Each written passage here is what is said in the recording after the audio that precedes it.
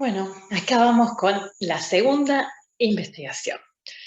Les voy a contar de algo que hice no hace tanto tiempo, y acá, mientras estaba ya viviendo en Patagonia.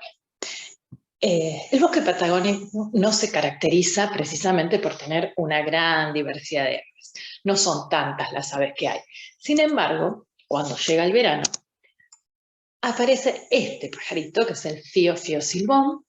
Es una ave migratoria, por eso llega en el verano, y se llena el bosque, canta, de ahí el nombre, y bueno, lo que hace es reproducirse acá en este bosque y después se vuelve a ir. El tema es que no sabemos los investigadores muy bien, o no sabíamos muy bien, a dónde se iba.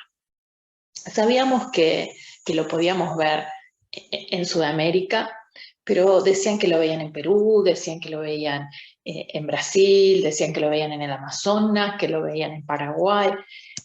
Ahora, ¿por qué era tan difícil saberlo? Porque, bueno, en realidad hay como 14 especies de avesitas que están emparentadas, que todas se llaman Elaenia algo. Esta es Elaenia albicep chilensis, y las 14 especies son muy parecidas, sobre todo si uno las ve que pasan volando por el bosque.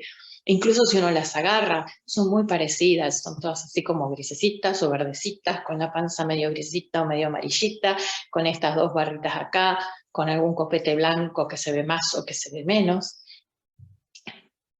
No siempre cantan, solo lo hacen cuando están en época reproductiva. Entonces no es tan simple en el resto de Sudamérica saber exactamente cuál es la especie. Pero en Patagonia, como es la única que hay y se está reproduciendo, es mucho más simple. Así que nosotros queríamos saber, en realidad, estos pajaritos que venían a Patagonia, dónde estaban pasando el invierno. Así que nos pusimos a trabajar con unos colegas de Estados Unidos y conseguimos plata de National Geographic para poder estudiar esto, porque necesitábamos comprar algo que era una tecnología miniaturizada. Son unos pequeños sensores que nos van a permitir ponérselos al pajarito y saber por dónde va. Ahora bien, es más, tuvimos que esperar un año a que los hicieran suficientemente chiquititos y livianitos. Se fijan, pesan 0,6 gramos. ¿Sí? Tenían un tamaño muy chiquitito como estas monedas. Si alguno recuerda una moneda de 5 centavos, bueno, era tan chiquito como una moneda de 5 centavos. ¿Y cómo se los poníamos? Se los poníamos así, como una mochilita en la espalda. Ahora bien, para que fueran así de livianitos, no nos podían transmitir la información. Simplemente la registraban, la grababan, pero nada más que eso. Entonces, al año siguiente, había que lograr, cuando este pajarito volviera, se lo pusimos un verano, se fue a algún lado en el invierno, al otro verano iba a volver, pero había que lograr atrapar a ese mismo individuo al que le pusimos este aparatito en la espalda para tener la información, sacárselo y tener la información en nuestra computadora. Tampoco es que nos daba una información como si fuera un GPS, porque era un aparatito sumamente simple. Entonces era un sensor de luz que además tenía un timer y que nos iba a decir fecha y hora. Entonces sabíamos si había luz o no había luz en ese día a esa hora que iba registrando. Con eso uno hace una serie de cálculos y puede sacar una latitud y una longitud. Pero bueno, es lo que se puede llegar a poner en la espalda de un pajarito tan chiquitito. Y nosotros lo que hicimos fue al otro año, entonces, tratar de capturarlo de nuevo. Capturamos 7 individuos, brindamos por los 7 individuos, y al otro año capturamos otros 8 individuos, así que de los 31 que pusimos, recuperamos 15, que no estaba nada mal. Y pudimos descubrir a dónde estaban pasando el invierno. Resultó que primero iban a la costa de Brasil por 3 meses y después se corrían a otra zona en el centro de Brasil por otros 3 meses también. Y después ya empezaban la vuelta, que no era tan rápida como la ida a Brasil. Bueno, esto era llamativo. Era llamativo porque no había un lugar de invernada, al menos había dos. Algunos individuos incluso habían estado en otros sitios, así que tenían 3 lugares de invernada. Pero todos, al menos habían estado en 2 lugares distintos bastante tiempo. Así que no tenían un lugar de invernada, 2. Nos pusimos a pensar, buscamos información, hablamos con algunos colegas de Brasil y aparentemente esto correlaciona con lo que es la oferta de frutos. O sea que no es por ahí cuando hay más especies dando frutos, pero sí cuando las especies más abundantes y más comunes dan fruto, que estos pajaritos estarían comiendo.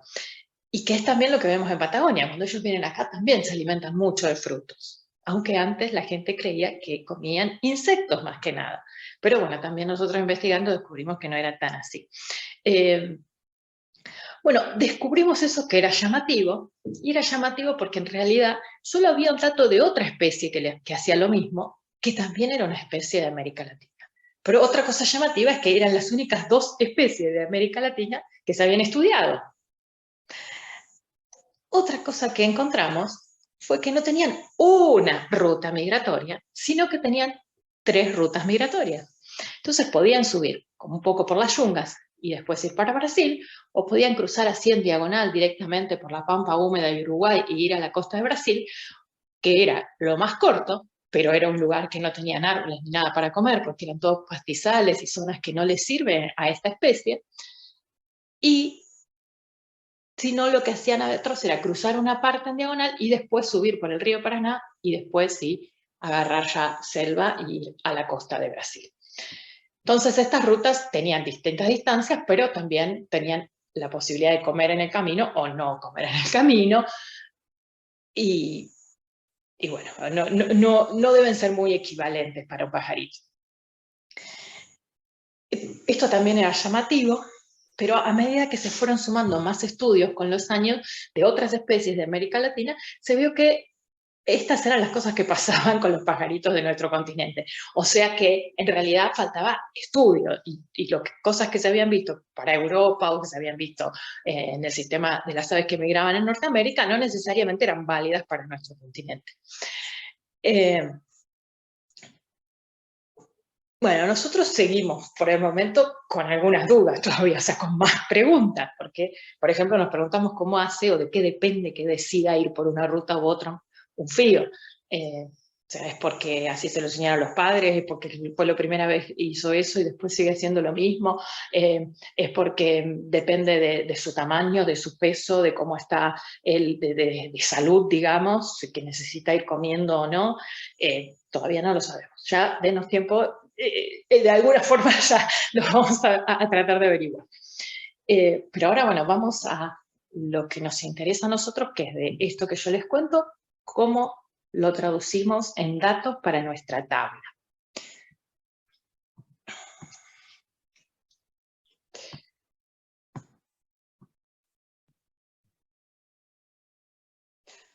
Bueno, aquí estamos con la tabla, entonces, vamos a ver.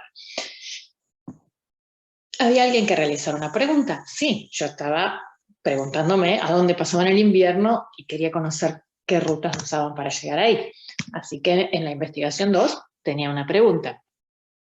Buscaba un patrón, tenía un experimento, clasificaba cosas. Bueno, sí, a ver, estaba buscando una ruta, buscando un lugar, a ver a dónde estaban y tenía un experimento. Si capturaba los animales, le ponía estos sensores, iba a buscar datos, ¿no? Que es, si tenía predicciones, bueno, sí sabía que se hablaba de que podían estar en Perú, que podían estar en el Amazonas, que podían estar, entonces sabíamos que por ahí iban a estar, sabíamos que no iban a estar en China. Así que teníamos algunas ideas sobre cómo iba a ser esa respuesta a nuestra pregunta. Datos para analizar los tuvimos una vez que recapturamos y brindamos por nuestros 15 pajaritos. Sacamos conclusiones, por supuesto, supimos a dónde pasaban el invierno y supimos por dónde estaban viajando.